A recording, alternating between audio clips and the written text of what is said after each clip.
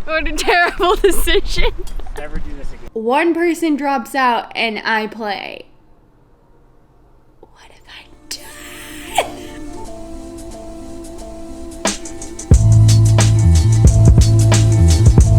Hi everyone, welcome back to Ace Ren Disc Golf. Today it is just me, Serena, because I am starting out a new sort of series here on the channel. This is going to be my journey to Ledgestone. It's going to be me kind of telling the story of starting to play tournaments and how I am getting into it and really kind of where it takes me. So I am excited. We are starting literally from square one, basically. This is just the beginning of this series and I'm super excited about it. Okay, so I thought I would chat a little bit more about why I want to do this and why, like, specifically Ledgestone, because it's a huge tournament. So basically, I'm from Peoria. That's where I was born and raised, and I didn't know anything about disc golf growing up.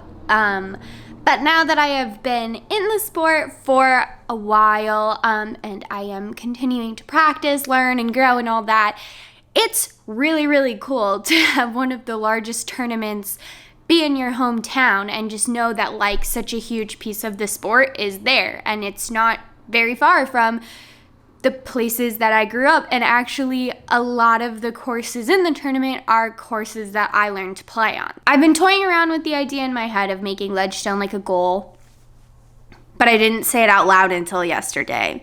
And then yesterday, once I said it out loud, it felt really good to say it out loud. Like, you know, like it felt right. Like it felt like something I actually wanted to work on. So that's where this series started.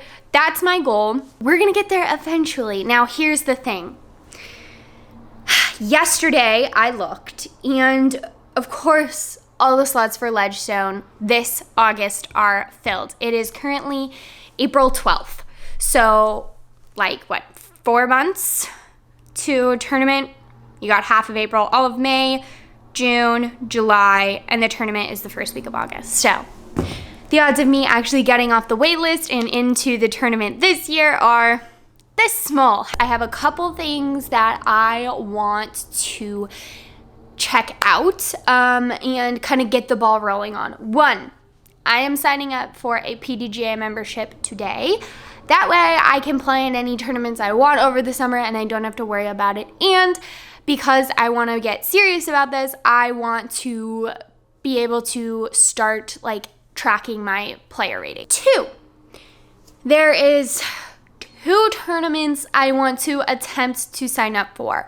One is a local kind of, I think it's technically an intramural through the university, but I believe non-students can play it. And I would really like to play that because it's the course that I have probably played the most ever. We play it, I mean, it's the course, it's like our home course basically nowadays. So I think it'd be a really great tournament to kind of like dip my toes in, get comfortable with the actual tournament play, and see how, you know, how I like it, how it goes. 2, I am going to put myself on that waiting list for Ledgestone this August because if I can get in, I'm gonna try. I mean, I'm gonna try. Why not?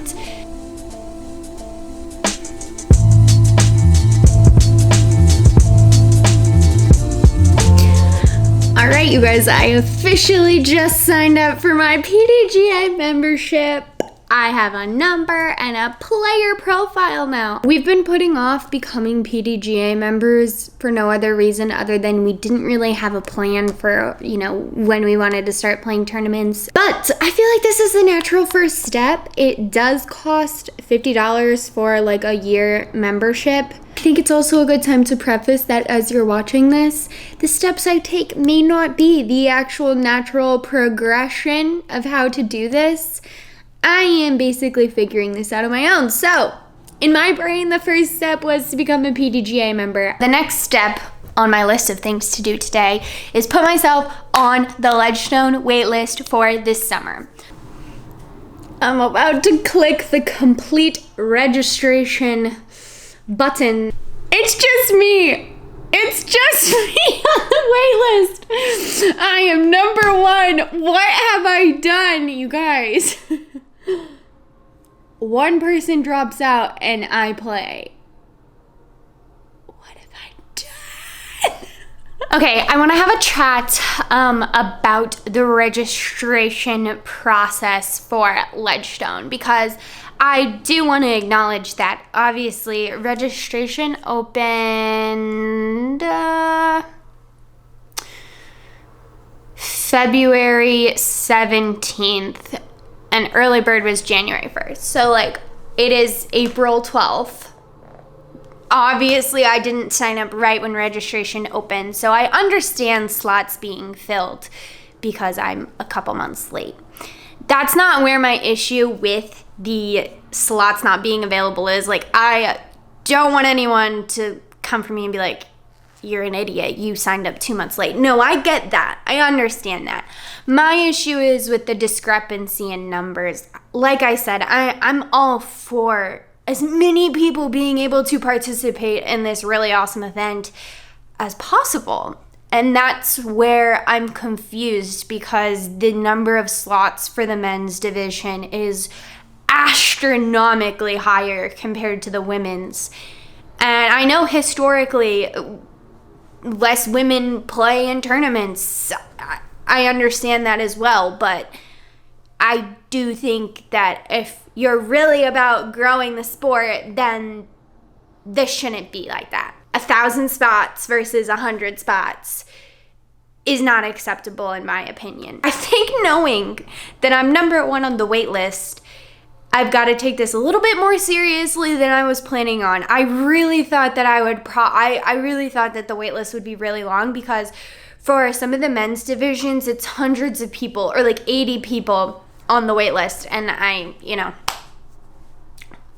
had no idea really what to expect. I just got something very exciting in the mail. I actually ordered this before I decided that I was going to do this whole thing, but now it's even more important and I'm very excited about it. So I got myself my first real backpack bag. So I've been carrying around the nutsack bag for the last couple years, and I do really like that. It's cute. It fits a really good amount of discs if you're just starting out, or if you just want to play a casual round. I really like it. However, now I'm trying to play in tournaments and I'm trying to work on more shots and stuff, and I just also have too many discs now that I enjoy. So it was time to scale up. I decided to get the Prodigy BP3V3 because sometime last year I got Charles a Prodigy backpack, and I love his. It's the perfect size for him. The quality is awesome. It's super comfortable. And so I thought, we already basically have one of their bags, and I know they're really good quality. There was a disc with a stamp that I couldn't resist, so I got it. And then they were like, hey, do you want a mystery disc? And I was like, okay, I'll do it. I only needed the bag. And I got 2 extra Frisbees, but look at this stamp. It's a cheeseburger. It's so fun. I thought this disc was just kind of beautiful. So this is a T-Bird 3. And I'm trying to see. Oh, the weight is 173.5. So it's kind of like midweight. But I mean, that metallic foil cheeseburger stamp, what was I supposed to do? Just leave it there? This is the mystery disc. Let's see what it is. Oh, a legacy enemy? It's a fairway driver. Icon edition. All right.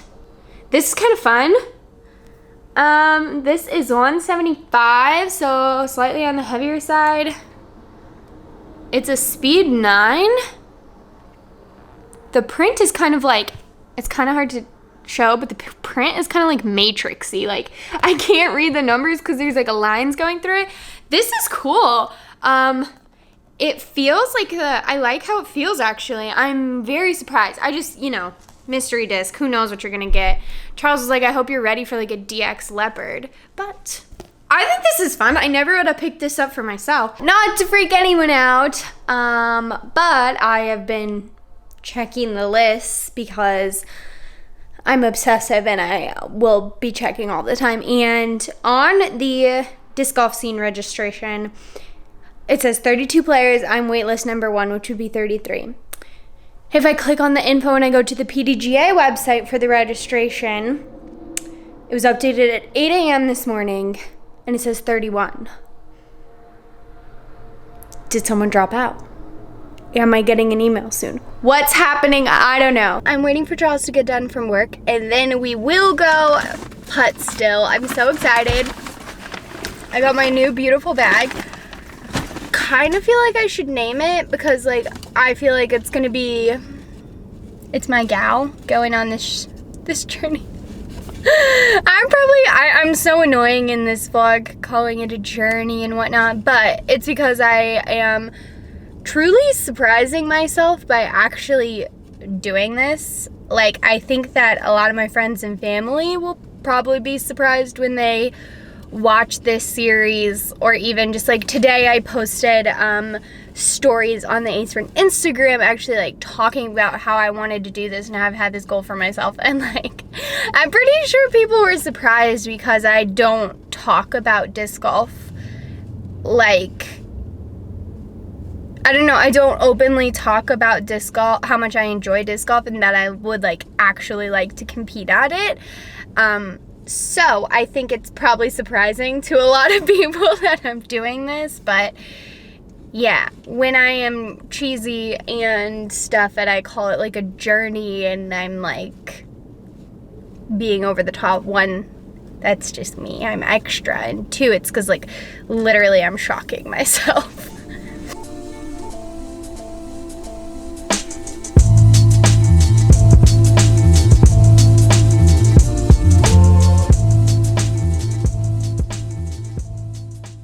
Alright, we're out here doing putting practice.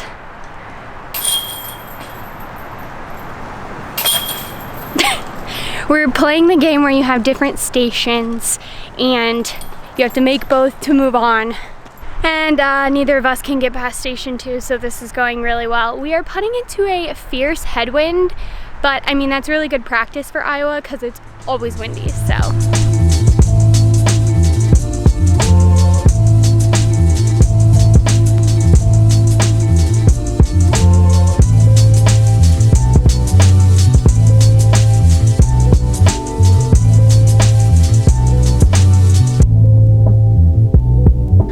Everybody, it is April 14th.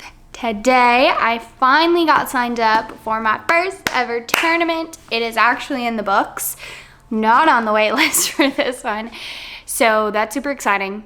Got all the paperwork done that I needed to, and now we are T-minus 11 days until we are playing in a tournament, which is super exciting. But yesterday we did putting practice, and I took out,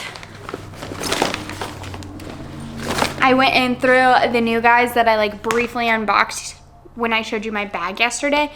I think I really like both of them, so that's a win. We're gonna have to play with them a little bit more, but I brought my bag back upstairs and now I'm just gonna kind of reorganize and pop in the disc, kind of like rebuild my bag, because I have a hole in the bag on this, which is my nutsack that I've been carrying around for like ever. But as you can see, it doesn't hold that many discs, so I want to start building a bigger bag, and that's what I'm going to do today.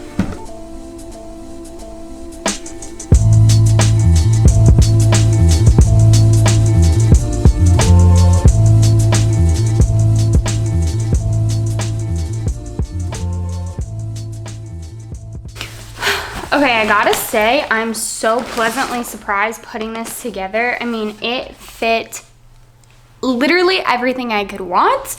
I even had some like extra discs that I wasn't sure. Let's do a count, hold on. I have 21 discs in here, which is good. It said 17, but maybe if you have like more mids, I definitely have a lot more fairway and distance drivers in here, maybe than what like a normal person would have, but this is basically holding all of the discs that I would consider like mine out of Charles and I's collection. So that's really exciting. Like I haven't got to bag like half these discs, so I can't wait. I even got to put in some of the like new ones that I'm like practicing with. So like the Sidewinder and like the T-Bird 3 that I showed. And I'm getting to bag some discs that I had to take out, like this Convict. How, like, this disc is beautiful. And I really liked it. It's just kind of a beefcake. So I had it out of the bag for a while, but I feel like it's going to be valuable. All right, you guys, I'm going to wrap up episode 1 of this vlog series here. Thank you guys so much for watching. If you are interested in following along in this journey, then like and subscribe. Comment down below if you've gone through the process, or if you have any tips on how to do what I'm trying to do better. Let me know.